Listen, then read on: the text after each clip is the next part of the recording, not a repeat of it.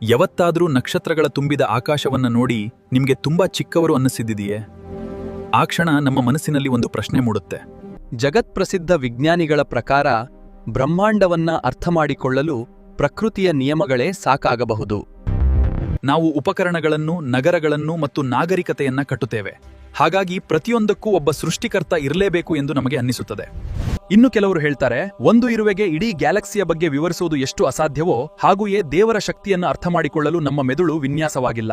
ಈ ಪ್ರಶ್ನೆ ಇಂದು ನಿನ್ನೆಯದಲ್ಲ. ಸುಮಾರು 1200 ವರ್ಷಗಳ ಹಿಂದೆ ಒಂದು ಗುರುಕುಲದಲ್ಲಿ ಶಿಷ್ಯ ದೇವದತ್ತ ತನ್ನ ಗುರುಗಳಾದ ಆಚಾರ್ಯ ಶ್ರೀ ಚೈತನ್ಯರಲ್ಲಿ ಕೇಳಿದ. ಆಚಾರ್ಯರು ಒಂದು ಕಥೆ ಹೇಳಿದರು. ರಾಜಕುಮಾರ ಸುಮೇಧ ತನ್ನ ಗೆಳೆಯರೊಂದಿಗೆ ಅರಮನೆಯ ಉದ್ಯಾನದಲ್ಲಿ ಅಡಗಿಸಿಟ್ಟು ಆಟವಾಡುತ್ತಿದ್ದ.